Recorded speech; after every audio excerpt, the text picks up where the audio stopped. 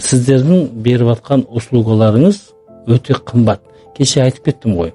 Сіздер мен арқылы, егер менің оқырмандарым өмірлерін өзгертіп жатса, жақсы алғысқа бөленіп жатсақ, сіз сіз үлкен сауапты жасап жатсыз.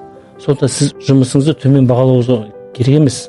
Мысалы менің өзім қазір тегін ақпарат беріп жатырмын. Но маған жазатындар көбейіп кетті.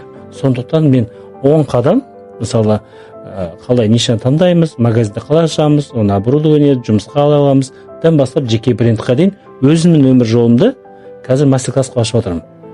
Шын мұқтаж адам, шын өмірін өзгертемін деген адам, пожалуйста, мен мастер-классқа келсін. Ол жерде определенный сумма бар. Ақша төлемеймін дей ма? Осы екеуміздің подкастымызды тыңдап отыра берсін. Біз қандай жұмыс жасап отырмыз? Адамның өзгеруіне, жеке өміріне қатысты өзгеруіне екеуміз, сіз біз Жазира ханым бар, үлес қосып отырмыз. Біз қалай төмен бағалауымыз керек? Апта сайын Ерлан аға тегін мастер-класс жүргізетін болады. Сіздер үшін міндетті түрде жіберіп алмаңыздар. Төменге менеджер Алинаның номерін қалдырып кетеміз, хабарлассаңыздар болады.